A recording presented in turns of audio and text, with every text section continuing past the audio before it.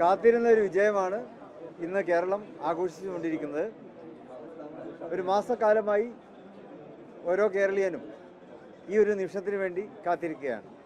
ഇപ്പോൾ ഐക്യ ജനാധിപത്യ മുന്നണി വമ്പിച്ച ഭൂരിപക്ഷത്തോടെയുള്ള വിജയമാണ്.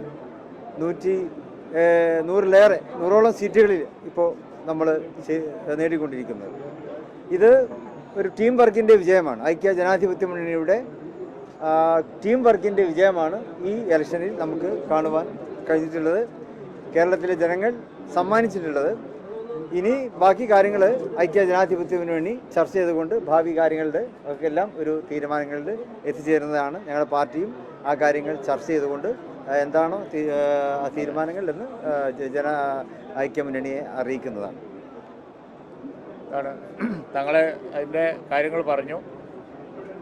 ഒരു ടീം വർക്കിൻ്റെ ടീം UDF ഞങ്ങൾ പ്രവചിച്ച പോലെ തന്നെ ഏതാണ്ട് 100ൻ്റെ മേലെയോ 100ൻ്റെ താഴെയോ എന്നുള്ളത് അവസാനിക്കുമ്പോഴേ അറിയുള്ളൂ. നല്ല വിജയമുണ്ടായി.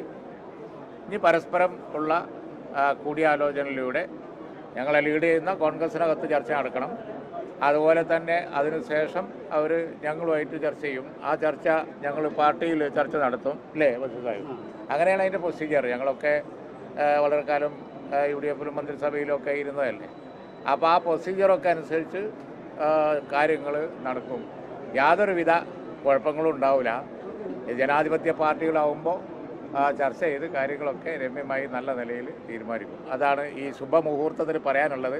ഈ ശുഭമുഹൂർത്തത്തിൽ പിന്നെ വേണ്ട അത് ഇതൊന്നും നിങ്ങൾ ചോദിച്ചേക്കരുത്, ഇത്രയേ ഉള്ളൂ. ഞങ്ങൾ സെയ്ദ് സാദിഖ് അലി ശിഹാബ് തങ്ങളുടെ കാലത്ത് ലീഗ് ഉണ്ടാക്കിയിരിക്കുന്നത് ലീഗിൻ്റെ ചരിത്രത്തിലെ ഏറ്റവും വലിയ വിജയമാണ്. യാതൊരു സംശയം. ഒരു ഹിസ്റ്ററി, ലീഗ് എപ്പോഴും ഹിസ്റ്ററി ഉണ്ടാക്കി മുന്നോട്ട് പോയ പാർട്ടിയാണ്. അപ്പോൾ നേരത്തെ പാണക്കാട് പൂക്കോയ തങ്ങളുടെ കാലത്ത് ലീഗ് സ്വാധീനം ഉണ്ടാക്കി. അത് കഴിഞ്ഞ് ശിഹാബ് തങ്ങളുടെയും മറ്റു അദ്ദേഹത്തിൻ്റെ ഉമർ അലി ശിഹാബ് തങ്ങളുടെയും എതലി തങ്ങളുടെയും ഒക്കെ കാലത്ത് ഒരുപാട് മുന്നേറ്റങ്ങൾ അതാത് കാലഘട്ടങ്ങളിൽ ഉണ്ടാക്കി. ഞങ്ങൾ പോസിറ്റീവായി മാത്രം ചിന്തിക്കുന്ന ഒരു പാർട്ടിയാണ്. ഇപ്പോൾ സെയ്ദ് സാദിഖ് അലി ശിഹാബ് തങ്ങളുടെ കാലത്ത് ഞങ്ങളുടെ ഹിസ്റ്ററിയിലെ ഏറ്റവും വലിയ നേട്ടം ഉണ്ടാക്കിയിരിക്കുകയാണ്. അതിൻ്റെ സന്തോഷത്തിലാണ്. ബാക്കിയൊക്കെ UDFിൽ ചർച്ച ചെയ്ത് ഞങ്ങൾ പരസ്പര ധാരണയോടുകൂടി വളരെ സൗഹൃദ അന്തരീക്ഷത്തിൽ കാര്യങ്ങളൊക്കെ തീരുമാനിക്കും. മലപ്പുറം ഞങ്ങൾ നേരത്തെ വാക്ക് കൊടുത്തതായിരുന്നു. ആ വാക്ക് പാലിക്കാൻ ഞങ്ങൾക്ക് പറ്റി. അത് ചരിത്രമാണ്. അത് ജില്ലാ പഞ്ചായത്തിലും 16 പ്രതിപക്ഷമില്ലാത്ത ജില്ലാ പഞ്ചായത്തായി.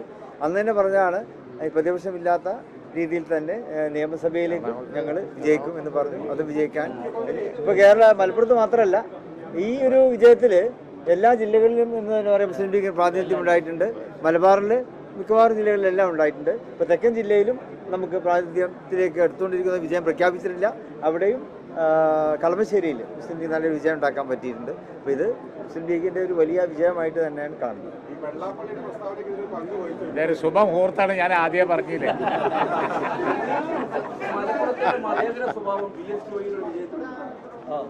അത് എടുത്തു പറയേണ്ട ഒന്നാണ്. അത് പ്രത്യേകം എടുത്തു പറയേണ്ട ഒന്ന് തന്നെയാണ്. കേരളത്തിന് മാതൃകയാണത്.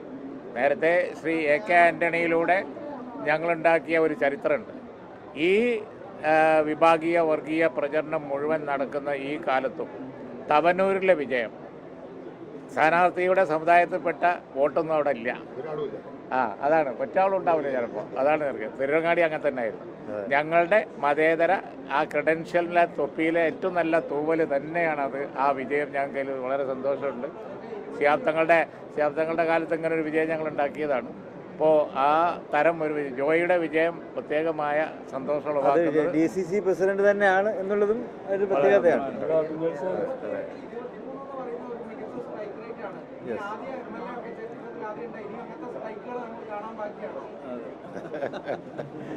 നല്ല സ്ട്രൈക്ക് റേറ്റ് തന്നെയാണ്, യാതൊരു സംശയമില്ല.